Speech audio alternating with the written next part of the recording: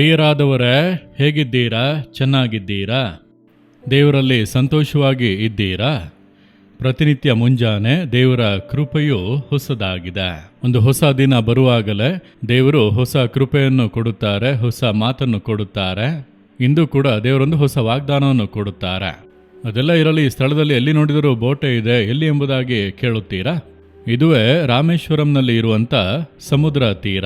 ರಾಮೇಶ್ವರಂನಲ್ಲಿ ಮೀನು ಹಿಡಿಯುವಂಥ ಮೀನುಗಾರ ಸಹೋದರರು ಅನೇಕ ಸಾವಿರಾರು ಜನರು ಇದ್ದಾರೆ. ಅವರ ದೋಣಿಗಳೇ ಇಲ್ಲಿ ನಿಂತಿದೆ. ನೋಡಿದಿರಾ, ಹೇರಾಳವಾದ ದೋಣಿಗಳು ಇವೆ. ಅನೇಕ ಮೀನುಗಾರರು ಇಲ್ಲಿ ಇದ್ದಾರೆ.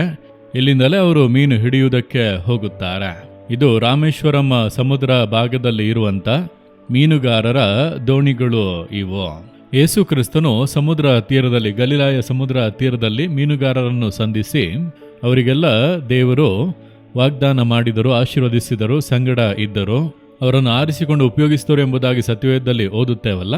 ಇಲ್ಲಿ ಕೂಡ ಅನೇಕ ಮೀನುಗಾರರು ರಕ್ಷಣೆ ಹೊಂದಿರುವುದನ್ನು, ದೇವರನ್ನು ಪ್ರೀತಿಸುವುದನ್ನು, ಕರ್ತನಿಗೆ ಸಾಕ್ಷಿಯಾಗಿ ಇರುವುದನ್ನು ಕೂಡ ನಾನಿಲ್ಲಿ ನೋಡುತ್ತಾ ಇದ್ದೇನೆ. ಅದು ಬಹಳ ಸಂತೋಷ. ಸರಿ, ದೇವರು ನನಗೆ ಯಾವ ವಾಕ್ಯವನ್ನು ಇಟ್ಟಿದ್ದಾರೆ ಅಂದುಕೊಳ್ಳುತ್ತೀರಾ? ಜಕರಿಯ 9ನೇ ಅಧ್ಯಾಯ 12ನೇ ವಾಕ್ಯದಲ್ಲಿ ದೇವರು ಹೇಳುತ್ತಾರೆ, ನಿಮಗೆ 2ರಷ್ಟು ಸುಖವನ್ನು ದಯಪಾಲಿಸುವೆನೋ ಎಂದು ದೇವರು ಹೇಳುತ್ತಾರೆ. ಸತ್ಯವೇದದಲ್ಲಿ ಯೋಬನು ಎಂಬ ಒಬ್ಬ ಭಕ್ತನ ಕುರಿತಾಗಿ ಬರೆಯಲ್ಪಟ್ಟಿದೆ. ಅವನು ಇದ್ದಂಥ ದೇಶ, ಆ ಪ್ರದೇಶದಲ್ಲಿಯೇ ಬಹಳ ಹಣವಂತನು, ಬಹಳ ಐಶ್ವರ್ಯವಂತನು, ಕೀರ್ತಿ ಗೌರವಗಳಿಂದ ಇದ್ದನು. ಅವನಿಗೆ ಕುರಿಗಳು, ದನಗಳು, ಒಂಟೆಗಳು ಎಂಬುದಾಗಿ ಅದನ್ನೆಲ್ಲ ನೋಡಿಕೊಳ್ಳುವುದಕ್ಕೆ ಸಾವಿರಾರು ಸೇವಕರು ಇದ್ದರು. ಹಾಗಾದರೆ ಎಷ್ಟು ಐಶ್ವರ್ಯವಂತನೋ! ಆ ಭಾಗ ಮೂಡಣ ದೇಶದವರೆಲ್ಲರಿಗಿಂತ ಅವನು ಬಹಳ ಐಶ್ವರ್ಯವಂತನಾಗಿ ಇದ್ದನು. ಹಾಗಾದರೆ ಆ ಊರಿನಲ್ಲೇ ಬಹಳ ಕೀರ್ತಿ ಗೌರವ ಉಳ್ಳಂಥವನು, ಐಶ್ವರ್ಯವಂತನು. ಎಲ್ಲಿ ನೋಡಿದರೂ ಕೂಡ ಅವನ ಆಸ್ತಿಗಳು, ಅವನ ಆಶೀರ್ವಾದ. ಅವನಿಗೆ 10 ಮಕ್ಕಳಿದ್ದರು. ದೇವರ ಮೇಲೆ ಪ್ರೀತಿ ಇತ್ತು, ನಂಬಿಕೆ ಇತ್ತು, ನೀತಿವಂತನು.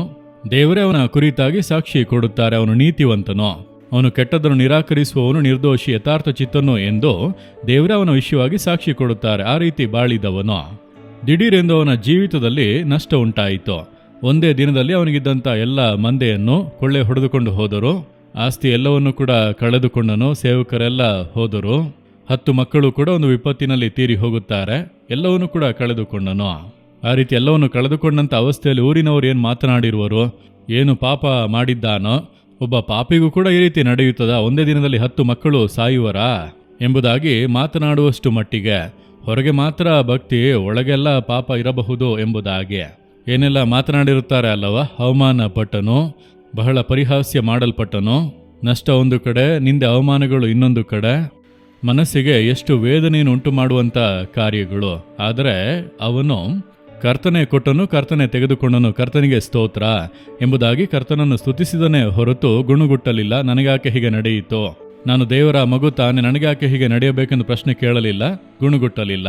ಎಲ್ಲ ಸಮಯದಲ್ಲೂ ದೇವರನ್ನು ಸ್ತುತಿಸಿದನು ಎಂಬುದಾಗಿ ನೋಡುತ್ತೇವೆ.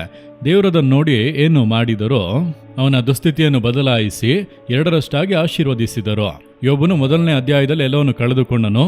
ಯೋಬನು ಕೊನೆಯ ಅಧ್ಯಾಯ 42ನೇ ಅಧ್ಯಾಯವನ್ನು ಓದುವುದಾದರೆ, ಯೋಬನು ಕಳೆದುಕೊಂಡಂಥ ಎಲ್ಲವನ್ನು ದೇವರು 2ರಷ್ಟಾಗಿ ಕೊಟ್ಟರು. ಮಂದೆಗಳು 2ರಷ್ಟಾದವು, ಆಸ್ತಿ 2ರಷ್ಟಾಯಿತು, ಎಲ್ಲವೂ 2ರಷ್ಟು. ಈಗ ಅವಮಾನಪಡಿಸಿ ಮಾತನಾಡಿದಂಥ ಜನರು, ಅವರು ಆಶ್ಚರ್ಯಪಡುವಷ್ಟು ಮಟ್ಟಿಗೆ ನಾವೇನೋ ಅಂದುಕೊಂಡೆವು, ನಿಜಕ್ಕೂ ಇವನು ನೀತಿವಂತನೇ, ದೇವರಿಗೆ ಭಯಪಟ್ಟು ನಡೆದಿರುತ್ತಾನೆ, 2ರಷ್ಟಾಗಿ ಕೊಟ್ಟಿದ್ದಾರಲ್ಲ ಎಂದು ಯಾವ ಸ್ಥಳದಲ್ಲಿ ಹಿಂಸೆಯನ್ನು ಅನುಭವಿಸಿದನೋ ಅದೇ ಸ್ಥಳದಲ್ಲಿ ದೇವರು ಮೇಲೆತ್ತಿದರು. ನಿಮಗೆ ಮಾಡುವರು. ಕೆಲಸವನ್ನು ಕಳೆದುಕೊಂಡಿರಾ? ಆಸ್ತಿಗಳನ್ನು ಕಳೆದುಕೊಂಡಿರಾ? ನಿಮ್ಮ ಕೀರ್ತಿ ಗೌರವವನ್ನು ಕಳೆದುಕೊಂಡಿರಾ? ಪರಿಹಾಸ್ಯ ಮಾಡುತ್ತಾರಾ? ಸುಮ್ಮನೆ ನಾಟಕ ಮಾಡುತ್ತಾನೆಂಬುದಾಗಿ ನಿಮ್ಮ ಭಕ್ತಿಯನ್ನು ಕೂಡ ಪರಿಹಾಸ್ಯ ಮಾಡುತ್ತಾರಾ? ನಷ್ಟವಾದಂಥ ಎಲ್ಲವನ್ನು ಕಳೆದುಕೊಂಡಂಥ ಅವಸ್ಥೆಯಲ್ಲಿ ಇದ್ದೀರಾ? ಕಳೆದುಕೊಂಡಂಥ ಪರಿಸ್ಥಿತಿಯಲ್ಲಿ ಸ್ವಂತದವರು, ಬಂಧುಗಳನ್ನೆಲ್ಲ ಕಳೆದುಕೊಂಡು ಸಮಾಧಾನ, ಆರೋಗ್ಯವನ್ನು ನಷ್ಟಪಡಿಸಿಕೊಂಡು ಕಷ್ಟಪಡುತ್ತಾ ಇದ್ದೀರಾ?